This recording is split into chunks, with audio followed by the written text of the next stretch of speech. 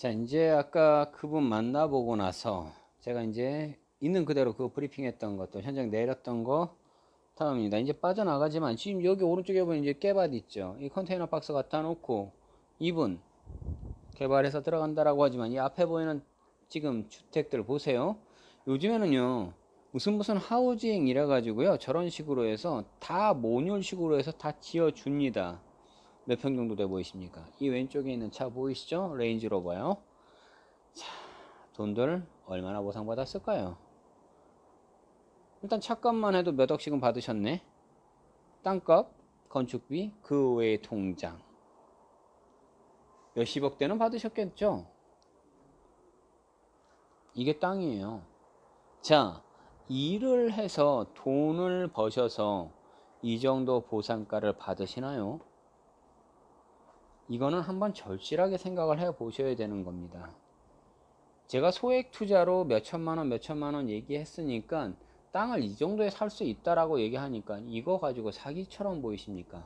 아니면 몇 억을 한 번에 넣으시겠습니까? 하지만요, 혼자 다 넣는 거 그만큼 넣어놓고 있는 거 부담되지 않으십니까? 좀 나눠놓고 있다가 어디가 먼저 터질지 누가 합니까? 그래서 나눠놓고 기다리고 그 다음에 내 수익률만 보고 빼면 된다. 이게 간단한 이야기 아닐까요?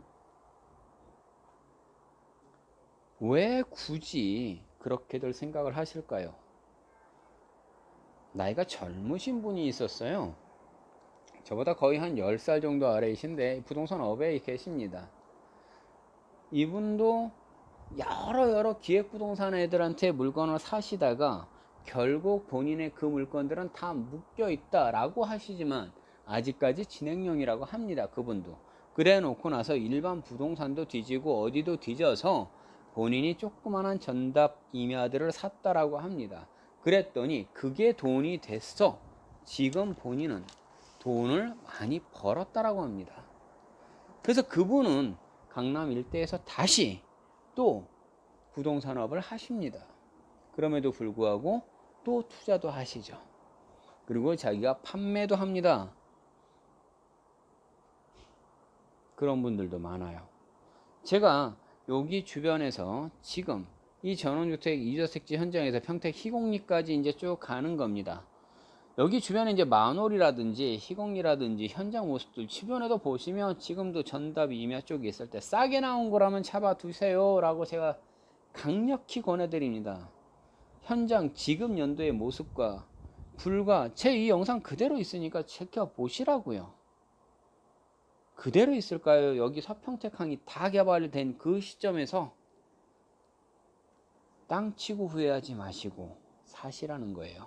현장에 지금 살고 계시는 분들은요, 지금 사라고 이렇게 이야기를 해도요, 모르십니다. 아니, 알아도 안 합니다. 그게 정말 신기한 겁니다. 제가 아까 전전 영상에서 이야기했던 거 잠깐 한번 보여드릴게요. 그 친구는요, 강남에 살았어요. 아버지가 아들이니까 얘가 결혼할 때 강남에 집을 사줍니다. 당시에 몇 억짜리 집이죠. 지금이야 몇십억이 넘어갔죠. 15억, 20억대를 다 뚫으니까. 그런데 그 집도 대출을 단 1원도 받지 않고 그냥 생으로 다 사줍니다.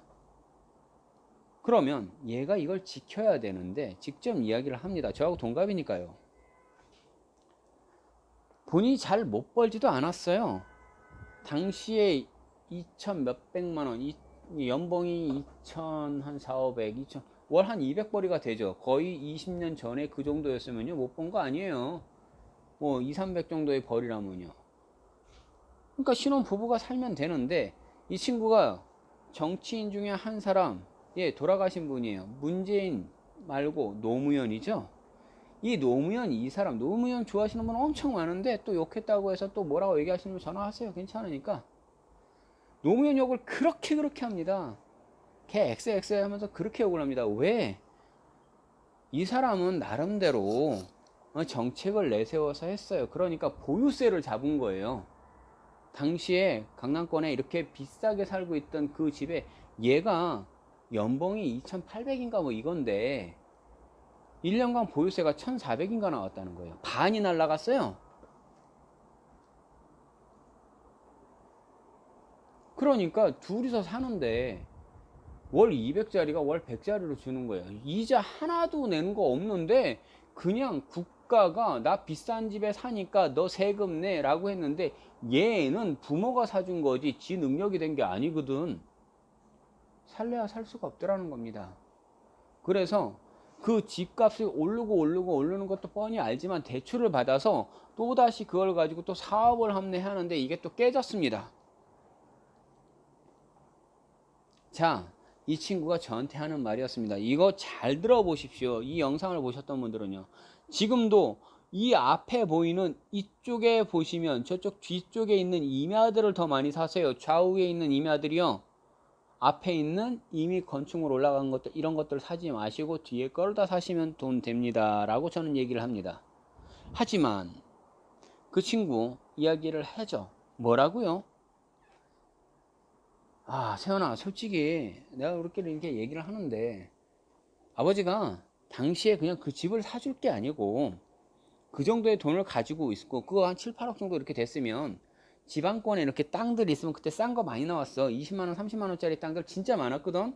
여주나 이천 쪽에도 뭐 부발 역세권에 있는 땅들이더라고요. 그쪽에 있는 땅이든 능서역 쪽이든 이런 쪽에 있는 땅들 진짜 많이 사놨으면 진짜 몇천 평 몇만 평 가까이도 사지 않았을까? 그러면 나는 벌이가 뻔하니까 응? 아들아 이렇게 불러다 놓고 이야기를 해줬으면 더 좋았을 거다라고 이야기를 합니다. 뭐라고요? 너는 벌이가 2천 몇백 밖에 안 되고 둘이 있으니까 애비는 나는 이렇게 살아서 이만큼 있고 이거를 다 살아왔다. 그래서 이거만큼 이게 벌었어 하니까 너는 앞만 봐도 이 정도 너 지킬 만한 능력 안 돼. 내 아들이지만 너는 그러면 며느리야 너도 둘이 와서 저도 이제는 이제 우리 딸내미가 이제 대학교를 들어갔으니까 아마 나도 똑같이 이제 사위를 불러다 놓고 그 동일한 시점이라면 그런 식의 말을 했으면 좋겠다는 겁니다. 자, 니네 둘 다 그냥 전세비 정도는 해줄게. 왜? 이거는 자기 보유세에 들어가지 않으니까요. 너네가 강남권에서 살 수가 있다면 가까운 경기도권 왜? 너네 능력이 안 된다면 그래 1억이든 2억이든 전세비 정도의 이 정도만큼 애비가 해 도와준다. 하지만 나머지만큼의 이 돈은 너네 명의로 아빠가 지방권에 있는 이런 쪽에 있는 전답 임야들 중에서 땅을 좀 사준다. 하지만 너네 명의로는 넘기지 않을게. 나중에 너네가 필요할 시점이 되면 너네 명의 쪽으로 이걸 다 바꿔주겠어 라고 했다면 돈을 굉장히 많이 벌지 않았을까 라고 그 친구가 저한테 했단 말이에요. 동일해요. 지금도 당장 내가 돈이 얼만큼 밖에 없는데 이쪽에서 지금 이 주위에 있는 것들도 잘 보세요. 왼쪽에 주 도로 있고 이쪽에 갓길로 빠지죠. 이 오른쪽에 창고 있었어요. 이 뒤쪽에 있는 임야를 끼고 있다든지 이런 식의 있는 것들 싹 다 사시면 됩니다. 살 수만 있다면요. 특히 전답 임야 쪽으로 사시라는 겁니다. 대지요. 대지를 왜 삽니까? 건축행위 하실 거예요? 뭔가 저런 식의 것들 지금 쫙 지어놓고 다시 파실 거예요? 이런 분들 저한테 연락도 많이 오셨어요. 빌라 부지 좀 찾아요. 뭘 찾아요? 저거 지어놓고 나서요. 벌이 좀 되셨나요? 저거 분양할 때까지 계속 있어야 되겠죠. 생각해 보셔야 되는 겁니다. 자, 요 새길 따라서 쭉 들어갑니다. 근데 저기 차 나오죠.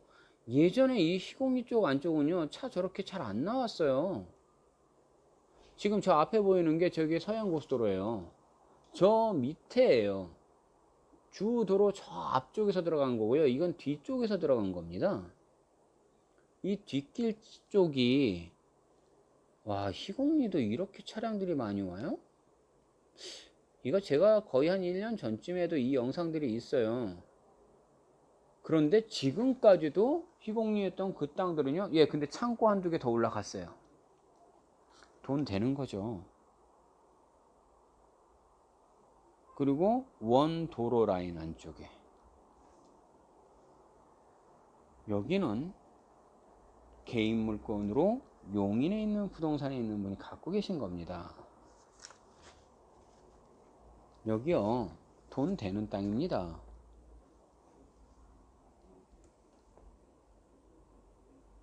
분명히 아셔야 되는 건요, 평택의 서평택항이 이게 다 끝나는 시점이 된다고요? 도대체 언제요? 글쎄요, 그거는 시간을 계속적으로 가겠죠. 도곡 2지구도 이렇게 개발이 되고 있죠. 내기지구도 개발이 되고 있죠. 현덕지구는 중심 상업지로 계속 개발을 하고 있죠. 화양지구, 무슨 지구, 송담지구 이미 지금 다 끝났죠. 예전에 이 길로 쑥 들어갔는데 이 길이 못 들어가요. 어이씨, 다시 새길이 뚫렸더라고요. 그래서 다시 또 뒤로 갑니다.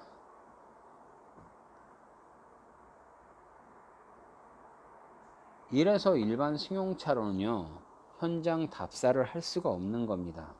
하부가 다 깨집니다. 그래서 꼭 현장 답사도 이렇게 임장을 하는 것도 저하고 같이 좀 돌아봐 드리겠습니다 라고 하는 겁니다.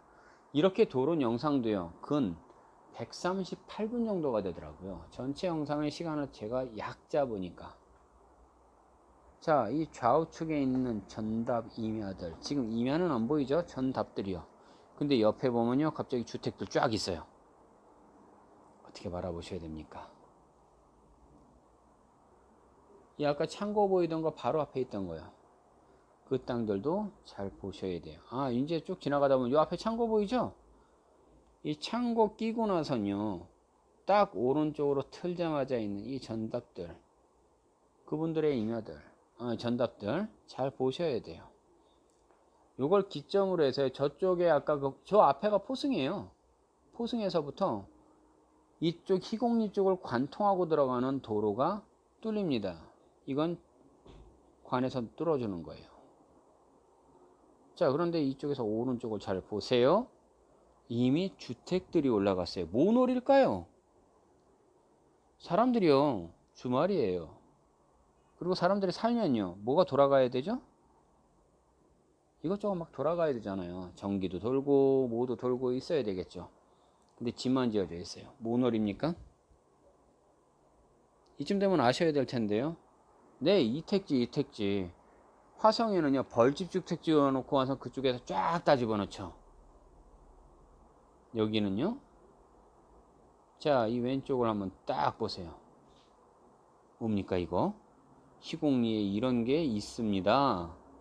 물론, 사람들이 사나요? 제가 이 안쪽까지 쭉 해서 가봅니다. 조금씩은 있는 것도 같은데, 저 안쪽에 있는 것들 싹 한번 꽂아볼까요? 제가 이게 1년 전에도 봤던 데입니다. 계속 기다리는 거죠.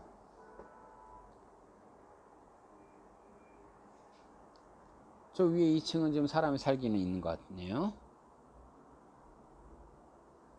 자, 여기서도 전답 임야들은 노릴만 하다라는 겁니다. 그러나 화성에 있는 벌집 주택을 사시겠다고 막 했던 이분도 천호동에서 무슨 장사를 하시는지, 강동구 천호동 쪽에서 계속 뭘 하시는데 굳이 벌집 주택을 사신 분이 있어요. 이름까지 굳이 밝히지 않습니다. 뭐 그분이 개인적으로 했던 거고 개인적인 성향인데, 그 벌집 주택 하신 분들 다 신고 들어가지 않았을까요? 근데 딱히 뭐 신고를 하면 뭐 할 겁니까, 그쪽에요? 예, 자기 돈 가지고 자기 투자해서 얘 세금 때리겠죠.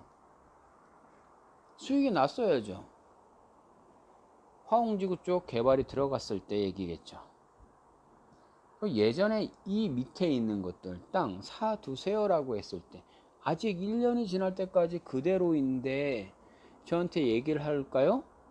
왜 아직까지 그대로야? 라고 물을까요? 아니죠. 여기요, 가격이 장난이 아니에요. 지금 인제 포승이 저기 펜스가 다 걷어졌거든요.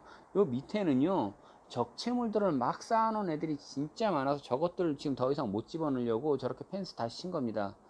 뭐 가설재 같은 거 잔뜩 쌓아놨었어요. 분명 아셔야 됩니다. 저 위에 교각 밑에 있는 거 국가 땅이에요. 근데 아직까지도 그냥 일반 점유해서 막 쓰는 인간들 있죠. 다 벌금 때려 맞습니다. 근데도 합니다. 왜? 벌금 맞는 게 차라리 더 싸거든. 자, 제가 이야기를 해드릴게요. 누군가는 이용하고 누군가는 삽니다. 그러나 나는요, 사람들한테 꼭 얘기를 전하고 싶은 건 편하게 투자를 하세요. 그리고 편하게 수익을 보세요. 그러기 위해서는 종잣돈, 즉 시드머니라고 하죠. 이거를 내가 할 수 있는 범주 안에 있을 때는 내 등기를 꼭 갖고 있고 투자로 가지고 수익을 보십시오. 부동산 투자 수익은요, 선택이 아닌 필수입니다. 요 라인 따라서 있는 것이 오른쪽이 그 구두 발자국 모양인 것. 시공리를 치면 제가 구두 발자국이라 그랬죠. 그게 딱 나타납니다. 왼쪽이 포승이에요. 바로요. 요거 따라서요. 오른쪽이 계속 희곡이에요. 저쪽 조금 넘어가면 저희가 만월이에요. 또 아파트 살짝 지금 귀퉁이 좀 보이죠? 예, 그쪽이에요. 저쪽 넘어서는 저류 창고가 있는 거고요. 그리고 아예 쭉 직진하면 바로 바다예요. 그게 평택항 그냥 메꾸는 데입니다. 이게 평택 전원주택지에서 지금 여기 희곡리 있는 데까지 싹 돌아본 게 불과 한 20여 분 정도입니다. 전체를 쭉 다 돌아보실 때 어디 한 군데 제발 집원 줘봐 해서 로드뷰 보시고 거기 한번 가보겠다고 혼자 또 갑니다. 가보면 전다 위미하고 완전히 꼬꾸라지는 것 같으니까 그것만 보십니다. 단 한 번이라도요, 모를 때는 물으셔야 됩니다. 묻고 그 현장 같이 보셔야 됩니다. 지금 깃발 꽂혀 있는 거 보이시라고요. 지금 붉은색 돼 있잖아요. 붉은색 깃발은요, 피 받은 겁니다. 보상 떨어진 거예요. 흰색 깃발은 뭐라고요? 네, 강제 수용당한 겁니다. 그러면 노란색은 뭐라고요? 협의 중입니다. 그럼 파란색은 뭐라고요? 순조롭게 협의 중입니다. 근데 네모가 있고 또 세모가 있죠. 이런 것들 정확히 잘 살펴보셔야 됩니다. 그런데 이렇게 알려드려도 뭐가 뭔지 하나도 모릅니다. 뭐예요? 라고 얘기하십니다.